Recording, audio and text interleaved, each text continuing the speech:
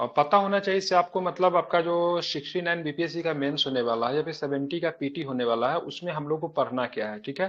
पढ़ना क्या है, उसके लिए किसी भी एग्जाम की तैयारी करने से पहले उसकी सारी जानकारी हमारे पास होना चाहिए, ठीक है। तो ये बीपीएससी के द्वारा जो सिलेबस जो जारी किया गया उसके अनुसार हम लोग कुछ कुछ चीजों को समझेंगे। सबसे पहले मेंस के सिलेबस को थोड़ा डिस्कस कर लेते हैं। तो क्या निकल कर आती है, आप देखेंगे सबसे पहले जो प्रारंभिक परीक्षा होती है जो कि प्रीलिम्स बोलते हैं। प्रारंभिक परीक्षा 2 घंटे की होती है, आप लोग जानते हैं। इसमें सामान्य अध्ययन की प्रश्न पत्र जो की संख्या जो होती है 150 होती है, ठीक है। और प्रश्न आपको हिंदी और अंग्रेजी दोनों में आपको मिलता है। 70 के लिए बता रहा हूँ, ठीक है। 70 में यही चीजें रहेगी, ठीक है। विकल्प की संख्या इस बार 4 रखा गया था, इससे पहले 5 विकल्प होती थी, उसमें से एक विकल्प सही होता है, उसको आपको चुन के आपको वो करना पड़ता है, ठीक है। निगेटिव की संख्या बात करती है, तो निगेटिव की संख्या मतलब क्या होता है, 1/3 इस बार था, ठीक है। ध्यान, प्रारंभिक परीक्षा महज जांच परीक्षा होगी, जिसके आधार पर मुख्य परीक्षा है तो उम्मीदवारों का चयन किया जाएगा। मतलब प्रारंभिक परीक्षा जो होती है केवल जांच परीक्षा होती है। इसी के तहत मतलब आपको मेंस लिखने के लिए आमंत्रित किया जाता है। अतः इसमें प्राप्त किए गए अंकों का मुख्य परीक्षा से कोई संबंध नहीं होगा। आप इसमें 150 में से 150 लिया है, या फिर अगर 84 कट ऑफ जाते तो 84 ही आता है, इससे कोई मतलब नहीं। आपको केवल इसमें छांटने के लिए परीक्षा लिया जाता है, सभी लोग जानते हैं, ठीक है। इसमें बात करेंगे तो उत्तीर्णता अनिवार्य होगी। इसके लिए आयोग द्वारा निर्धारित न्यूनतम अर्हतांक अंक प्राप्त करना होगा। आयोग का जो कटअप जो बनता है उसको आपको क्वालिफाई करना होगा, ठीक है। साथ में अगर बात करें मुख्य परीक्षा के लिए चुने जाने वाले उम्मीदवारों की संख्या कुल ससूचित टिकटों की 10 गुनी होगी, ठीक है। मेंस जो आपको जो चुना जो जाएगा उसके लिए आपको, जैसे इस पर कितना सीट है, 475 सीट है ना। तो यहाँ पे लगभग 4750 लोगों को मेंस के लिए आमंत्रित किया जाएगा, ठीक है। ध्यान में रखेंगे, 10 गुना, ठीक है, ध्यान में रखना है। पारंपरिक परीक्षा के प्राप्तांकों को जोड़ की शुद्धता जांच कराने एवं इसके प्राप्तांक निर्गत करने का प्रावधान नहीं होगा, ठीक है। प्रारंभिक परीक्षा के प्राप्तांकों के जोड़ की शुद्धता जांच कराने एवं प्राप्तांक निर्गत करने का प्रावधान नहीं होगा। मतलब आप ये नहीं कर सकते हैं से आप हमको जो मेंस के परीक्षा में ये भी अंक जुड़े, ठीक है। आप देखिएगा मुख्य परीक्षा के अनिवार्य मेंस के अनिवार्य अंक क्या होंगे। तो सबसे पहले सामान्य हिंदी जो कि 100 अंकों की होगी, ठीक है। और ये 3 घंटे की आपकी परीक्षा होती है। उसके बाद जीएस पेपर 1 की बात करेंगे, जीएस पेपर 2 की बात कीजिए, दोनों 300 अंक होंगे। इसके लिए भी 3 घंटा समय दिया जाएगा। लेकिन दिक्कत क्या है, ये सामान्य हिंदी की परीक्षा अनिवार्य तो है, इसमें पास होना भी आपको अनिवार्य होगा, लेकिन आपका जो कटअप जो बनेगा आपका मेधा निर्धारण के समय में, ये अंक जो होगा मतलब क्या होगा, मान्य नहीं होगा, ठीक है। इसमें 30% अंक तो लाना है, लेकिन इस अंक को का मतलब मान्य नहीं किया जाएगा, ठीक है। इसको आपको ध्यान में रखना है। ऐच्छिक विषयों का मानक लगभग वही हो जाएगा पटना विश्वविद्यालय के 3 वर्षीय ऑनर्स परीक्षा का है, ठीक है। अब यहाँ पे देखेंगे ऐच्छिक विषय में बात करेंगे तो ऐच्छिक विषय में किसी भी विषय को आप ले सकते हैं, ठीक है। इच्छिक विषय में कितने विषय दिए गए थे, प्रत्येक विद्यार्थी को निम्नलिखित वैकल्पिक विकल्पों में से विषय कोड 4 के विषय कोड 37 तक के मात्र एक वैकल्पिक विषय का चयन करना होगा। आप किसी भी वैकल्पिक विषय को चयन कर लीजिए। ये मैटर नहीं करता वो विषय आपका ऑनर्स में है कि नहीं है, ठीक है। आपका वो विषय ऑनर्स में नहीं है, ठीक है, आपने कभी पढ़ा भी नहीं है, फिर भी आप उस वैकल्पिक विषय के तौर पे आप उसको शामिल कर सकते हैं, ठीक है। आपको इसके लिए भी मतलब ऑप्शनल बात करेंगे। सब्जेक्ट ऑप्शनल सब्जेक्ट अब रहा कहाँ सर न्यू वाले सिलेबस में? सुनिए ना, मैं बता रहा हूं, मैं तो कैसे नहीं ऑप्शनल सब्जेक्ट रहा है, ठीक है। मार्क्स नहीं जुड़ता क्या, ऑप्शनल के एग्जाम आप नहीं देंगे क्या, ठीक है। 300 नंबर का वो भी परीक्षा होगा, सॉरी 100 अंक का मतलब वो परीक्षा होता है। ये नया वाला में बात करेंगे तो 100 कितना, 100 क्वेश्चन है ना। लेकिन उसमें भी आपको मतलब क्या होता है ना, केवल उसको उसका मार्क्स को काउंट नहीं किया जाता है, ठीक है। ध्यान में रखेंगे, ये थोड़ा पुराना सिलेबस है, मैं अभी बता दे रहा हूँ। जो भी होगा उसके मार्क्स को काउंट नहीं किया जाएगा। वो प्रश्न जो होंगे ऑब्जेक्टिव बेस्ड क्वेश्चन होंगे, क्या होंगे, ऑब्जेक्टिव बेस्ड वो भी क्वेश्चन होंगे, लिखना नहीं है, ऑब्जेक्टिव बेस्ड क्वेश्चन होंगे। लेकिन वो आपका ऑप्शनल सब्जेक्ट है, उसके मार्क्स को उसमें शामिल नहीं किया जाएगा। किसी भी सब्जेक्ट को आप इसमें से ले सकते हैं, कोई डजेंट मैटर, ठीक है। आपका वो परीक्षा मतलब एग्जाम में मतलब सॉरी वो सिलेबस आपके ऑनर्स में है कि नहीं ये मैटर नहीं करता है। लेकिन आप उसमें से एक सब्जेक्ट को आपको चुनना पड़ेगा, ठीक है। लेकिन आपका जो कटअप किस पे बनेगा, तो आपका कटअप बनेगा आपके ये जो 300 वाला जो पेपर जो पहले जो होता था, जो ऐच्छिक विषय का जो पेपर जो था 300 अंक का, ठीक है। अब इसके जगह पे 300 का मतलब क्या करें, निबंध को शामिल करेंगे। किसको शामिल करेंगे, निबंध को शामिल करेंगे, ठीक है। निबंध को इसके जगह पे क्या करेंगे, शामिल करेंगे, ठीक है। ये निबंध जो हो गया 300 अंक का। जीएस पेपर 1 की बात करेंगे वो 300 अंक का। जीएस पेपर 2 की बात करेंगे वो 300 अंक का, ठीक। कितना हुआ, 900 अंक का ये प्रश्न हुआ, ठीक है। और 120 अंक का आपका क्या होगा, इंटरव्यू होगा, साक्षात्कार 120 अंक का, ठीक है। कितने बने, 1020 अंक बने, ठीक है। 1020 अंक पे ही आपका क्या होगा, मेरिट आपका बनेगा, ठीक है। आप बोलेंगे ये ऐच्छिक विषय जो 300 अंक है इसको हटा दिया गया, ठीक है। इसके जगह पे किसको लाएंगे, निबंध को लाया गया है। थोड़ा यूपीएससी की तरफ मतलब ये अपने आप को वो कर रहा है, तो इसके जगह पे पहली बार 68 पीपीएससी के मेंस में निबंध को इंट्रोड्यूस किया गया था। ठीक है, अब ये हट जाएगा। ठीक है, लेकिन ऐच्छिक विषय हटा नहीं है। ठीक है, ऑप्शनल सब्जेक्ट आपको एक रखना है। ठीक है, ऑप्शनल सब्जेक्ट एक रखना है, लेकिन वह आपका मेरिट निर्धारण में वो नहीं होगा। वो भी मतलब कैसा होगा, तो वो भी आपका ऑब्जेक्टिव बेस्ड क्वेश्चन होगा। कोई भी ऑप्शनल सब्जेक्ट को आप रख सकते हैं।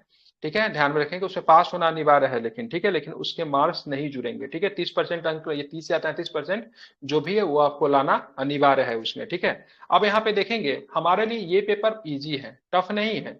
क्यों इजी है ये पेपर, क्योंकि देखिए इसमें हमको तो सबसे पहली बात, हमको इसमें 30% ही अंक हमको प्राप्त करना है कि नहीं। दूसरी बात, ये पेपर को आप देखेंगे तो यहाँ पे आपको इस पेपर में समझ में आएगा, तो एक व्यक्तिगत परीक्षण वही इंटरव्यू 120 अंक का होता है। ठीक है, टोटल 220 अंक का पेपर हो जाएगा, जो कि आपका मेरिट बनाएगा। अब यहाँ पे देखेंगे हमारे लिए जो प्रश्न जो है, बिल्कुल ये सामान्य हिंदी जो है, हमको इसमें कितने परसेंट अंक लाने, 30% अंक लाने हैं। ठीक है, और 30% में आपको केवल एक निबंध पूछ दिया जा रहा है। निबंध तो आप किसके लिए पढ़ रहे हैं, तो निबंध आप मेंस के लिए पढ़ ही रहे हैं, लेकिन साथ में आप देखोगे, ठीक है, साथ में आप देखोगे तो साथ में आपको क्या देखना है, तो साथ में आपको ये भी देखना है, आपको यहाँ पे एक 30 अंक का सीधे सीधे, ठीक है, निबंध ही मतलब आपको मतलब क्या हो जा रहा है, पूछ दिया जा रहा है। ठीक है, तो ये आपके लिए क्या रहेगा, तो आपको प्लस पॉइंट रहेगा, आप यहाँ से कर सकते हो। उसके बाद मान लीजिए निबंध है, उसके बाद देखिए संक्षेपण, संक्षेपण आप लोग जानते हैं, एक बड़ा सा मतलब वो दिया रहेगा, बड़ा सा मतलब टॉपिक दिया रहेगा, उसको हम लोग कैसे बनाते हैं, बच्चे में सारे शब्दों को गिन लेते हैं, 1/3 से उसको डिवाइड कर देते हैं। टॉपिक चेंज नहीं होना चाहिए। अगर मान लीजिए ताजमहल के बारे में बात हो रहा है, तो ऐसा नहीं से ऊपर के टॉपिक को संक्षेप में आपको लिखना है, तो ताजमहल से उसके सीधे मतलब उसको संदर्भ को चेंज करके, ठीक है, उसको लाल किला कर देंगे। ठीक है, ऐसा नहीं, वो लगना चाहिए सब ताजमहल के बारे में बात हो रही है, लेकिन वो 300 शब्दों में जो शब्द था उसको छोटा करके हमको 100 शब्द में लिखना। बाय द वे, अगर 300 शब्द में रहेगा तो उतना बड़ा रहता नहीं है। तो ये आपके 15 मार्क, ये आसान होता है, ये भी आसान है।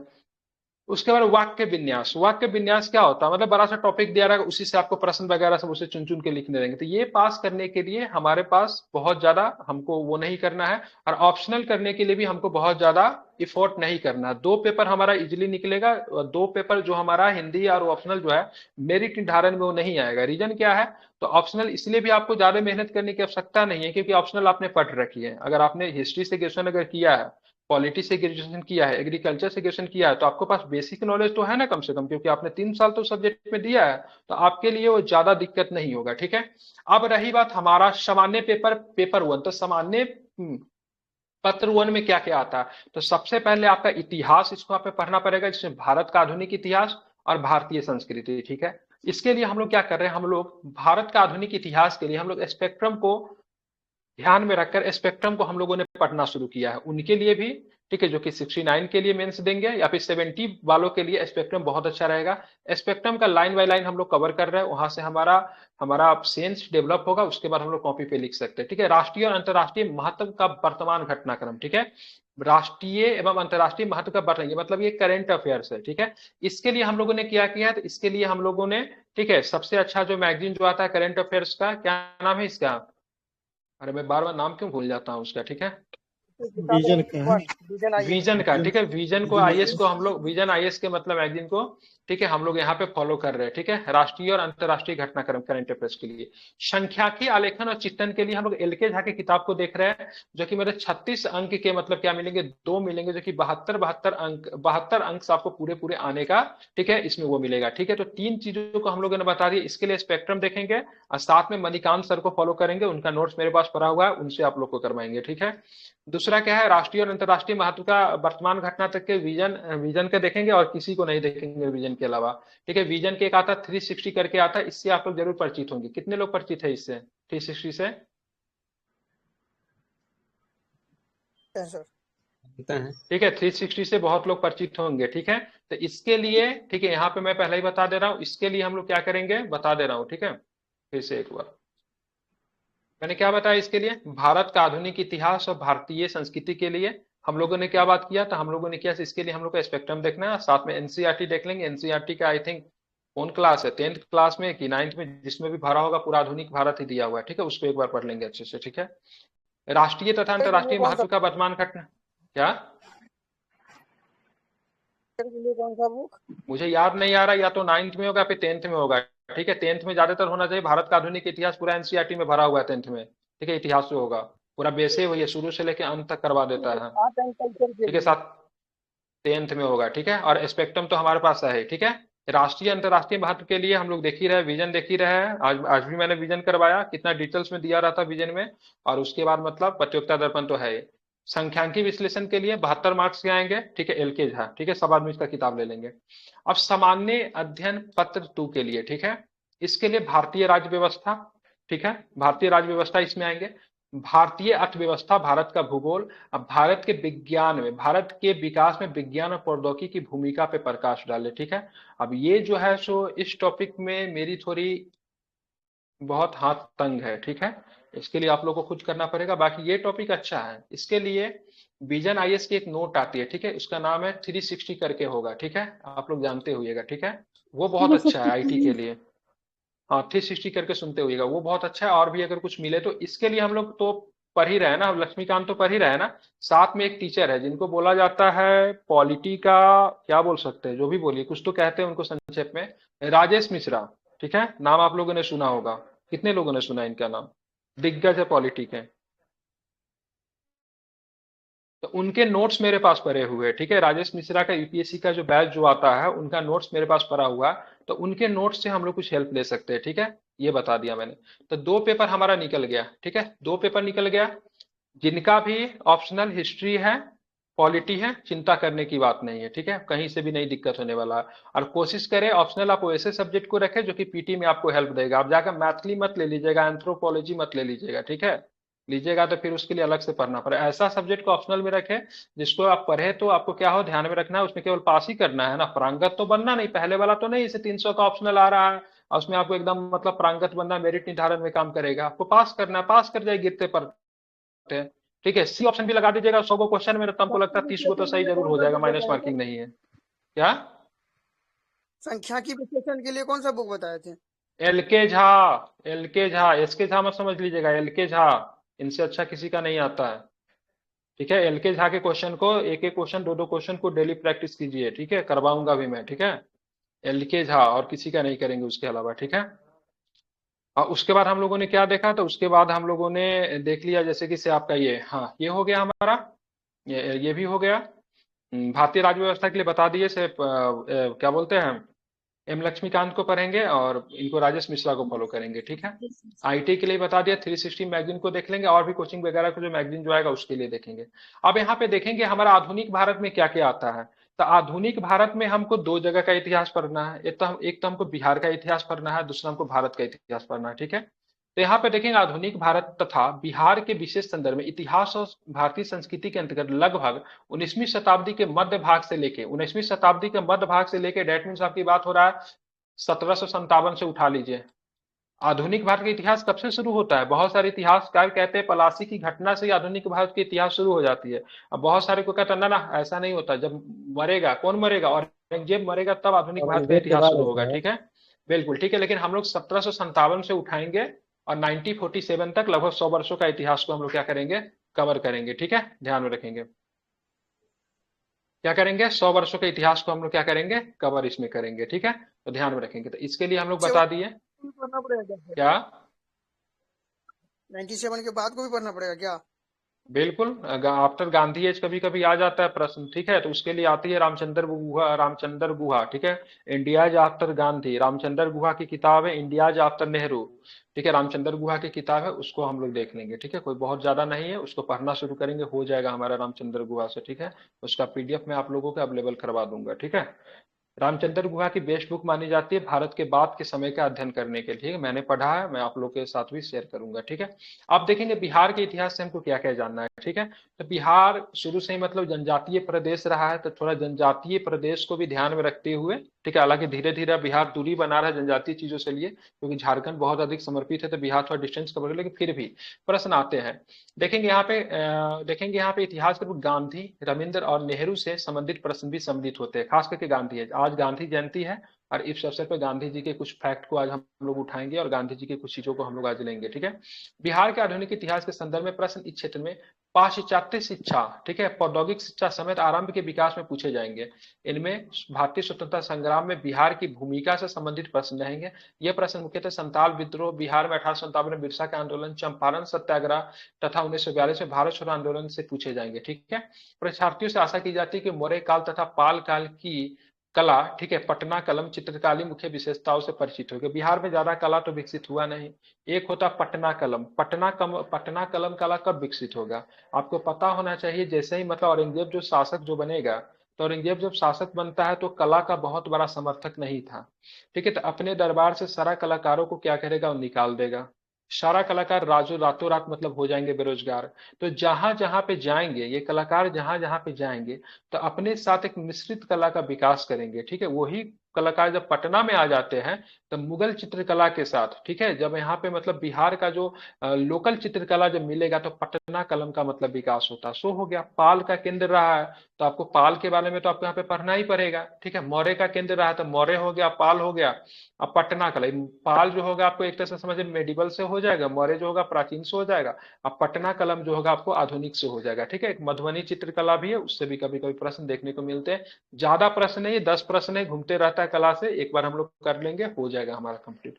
ठीक है, ध्यान में रखेंगे। तो ये सारे प्रश्न हो गए इतिहास के संदर्भ में। ठीक है, आप चलते हैं यहाँ पे देखेंगे भारतीय राज्य व्यवस्था से क्या मिलेंगे। तो भारतीय राज्य व्यवस्था से संबंधित खंड में भारत तथा बिहार की राजनीतिक व्यवस्था से संबंधित प्रश्न होंगे। भारतीय अर्थव्यवस्था और भारत तथा बिहार के भूगोल से संबंधित खंड में भारत की योजना, भारत के भौतिक, आर्थिक तथा सामाजिक भूगोल से संबंधित प्रश्न पूछे जाएंगे। भूगोल की बात कर रहा हूँ। उसके बाद भारत के विकास में विज्ञान प्रौद्योगिकी के महत्व, ठीक है, प्रभाव से संबंधित तीसरे खंड में ऐसे प्रश्न पूछे जाएंगे जो भारत तथा बिहार में विज्ञान और प्रौद्योगिकी के महत्व के बारे में उम्मीदवार की जानकारी की परीक्षा करें। इनमें प्रायोगिक पक्ष पे भी मतलब क्या दिया जाएगा, बल दिया जाएगा। ठीक है, तो यहाँ पे हम लोगों का मतलब 3 सामान्य अध्ययन 1 में, ठीक है, एक था इतिहास का पेपर, दूसरा करंट का पेपर, और तीसरा जो था आपका इसका, ठीक है, इसका तो आपका स्टेटिक्स का पेपर। ठीक है, उसके बाद भारतीय राज्य व्यवस्था के बारे में हम लोगों ने बात किया, भारतीय अर्थव्यवस्था और भारत का भूगोल। ठीक है, इकोनॉमिक्स भी आएगा, ज्योग्राफी भी आएगा, और आपका क्या भारत के विकास में, ठीक है, भारत के विकास में प्रौद्योगिकी और विज्ञान और प्रौद्योगिकी की भूमिका। इसे समय भारत भारत लिख दिया है, लेकिन इसी संदर्भ में आपसे बिहार से भी सेम प्रश्न पूछे जा सकते हैं। ठीक है, ध्यान में रखेंगे। जैसा कि मान लीजिए करेंट का प्रश्न की बात करें, अंतर्राष्ट्रीय महत्व तथा वर्तमान घटना की बात करेंगे ना, तो जातिगत आरक्षण जो हुआ उस पर आप क्या सोच रखते हैं। ठीक है, ये किस तरीके से बिहार को मतलब प्रभावित करेगा, या फिर देश में इसका क्या प्रभाव पड़ेगा, या फिर जातिगत आरक्षण को लेकर अगर हाईकोर्ट का अगर फैसला अगर आया, उसने अगर रोक लगा दिया, तो इसके पीछे, ठीक है, कारणों की मतलब चर्चा करें। ठीक है, ऐसा नहीं से सरकार को पकड़ के एकदम रगड़ना शुरू कर देंगे। हमको अपने चीजों को रखना है, नहीं तो किसी की ज्यादा निंदा करनी है, नहीं तो किसी के पक्ष ज्यादा झुकाव करना। हमको अगर आलोचना करने के लिए बोला जाए तो तार्किक रूप से आलोचना करना, इस तरीके से हम लोग क्वेश्चन को डील करेंगे। ठीक है, उसके बाद बात करते ऐच्छिक विषय में बात करेंगे। तो ऐच्छिक विषय में अगर हम इतिहास को पढ़ते हैं तो हमारे पास इतिहास के क्या प्रश्न आते हैं। तो ऐच्छिक विषय में अगर बात करेंगे ना, इतिहास कहाँ गया, ऐच्छिक विषय किन्हीं लोग का, देखिए ज्यादा ऐच्छिक विषय पे ज्यादा बात नहीं करता हूँ, क्या ही बात करूँ, लेकिन ऐच्छिक विषय आप लोग उसी विषय को रखिएगा जो ऐच्छिक विषय आप लोग को पीटी में भी पढ़ना है। ठीक है, ऐसा उलंग सब्जेक्ट को लीजिएगा जिसका मतलब जीवन में कुछ लेना देना ही नहीं है। ठीक है, इसको आपको ध्यान में रखना है। ये तो सब ऐच्छिक विषय भी ज्योग्राफी दिया ठीक हुआ है। रहेगा। आप कुछ भी रख लीजिए, पीटी में आता है, आपकी इच्छा, आपका कौन सा सब्जेक्ट अच्छा है देख लीजिए, उस सब्जेक्ट पे ज्यादा हमको पढ़ना ना पड़े अलग से। ठीक है, ये चीज को ध्यान में रखिएगा। उसका ठीक है, सिलेबस सेम ज्यादा चीज दिया है। है। हाँ ठीक है, आप देख लीजिए क्या है। मेरा तो इतिहास रहेगा, को बहुत लोग पॉलिटी रख रहे हैं। ठीक है, तो इसी तरीके से टोटल मतलब 300 नंबर का जीएस पेपर 1, 300 नंबर का जीएस पेपर 2, 300 नंबर का निबंध होगा। ठीक है, जो कि पहले क्या होता था, इसकी जगह पे ऑप्शनल होता था। ठीक है, ऑप्शनल होता है। ऐच्छिक विषय में बात करेंगे, जो विषय का नंबर नहीं जुटेगा, ठीक है, उसमें आपका हिंदी हो जाएगा, पास होना अनिवार्य है। लेकिन ये आपका इसलिए इंपॉर्टेंट है ना, तो अगर आप इसमें पास करेंगे ना तभी आपका बाकी का कॉपी चेक होगा। ठीक है, इसीलिए आप इसको हिंदी में आपको किसी भी तरह, ठीक है, इसी ऐच्छिक विषयों का मानक यहाँ पे हिंदी में आपको 30% मतलब लाना ही होगा। किंतु मेधा निर्धारण के लिए परियोजनार्थ इसकी गणना नहीं की जाएगी, लेकिन आपको कटअप में इसका, फिर मेरिट में आपको ये नहीं होगा। ठीक है, ध्यान में रखेंगे। और आपका रहा मतलब इधर ऑप्शनल पेपर जो रहा सर 100 नंबर का ही होता है ना साधु।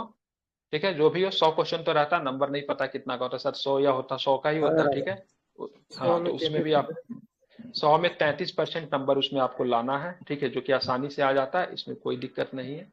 तो ये हमारा, हमने थोड़ा मेंस के सिलेबस को मतलब डिस्कस कर लिया। ठीक है, अब पीटी के सिलेबस में बात करेंगे तो पीटी में लगभग, ठीक है, पीटी में अगर टोटल चैप्टर को अगर बांटते हैं ना, अभी तक का जो 120 चैप्टर आपको पढ़ना है, ठीक है, 120 चैप्टर, इंटायर चैप्टर पढ़ना है टोटल, मतलब पूरा पीटी को चैप्टर को कवर करे 120 चैप्टर। अगर 120 चैप्टर कवर कर लेते हैं ना तो 110 से 112 नंबर यही से आपको आ जाता है, ठीक है।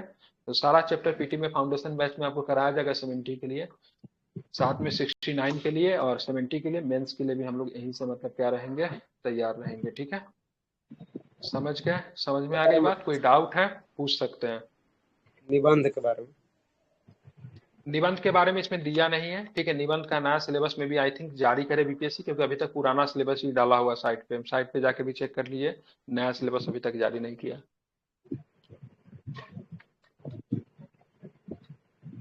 निबंध देख लेते हैं, बीपीएससी का सिलेबस नहीं जारी करता तो कहीं से वो करके निबंध पे भी हम लोग चर्चा कर लेंगे निबंध। लेकिन अभी हम लोग मुख्यतः ना जीएस से शुरू करेंगे, जीएस पेपर 1 से शुरू करेंगे। जीएस पेपर 1 में क्या क्या था वहीं से शुरू करेंगे, जीएस पेपर 1 से।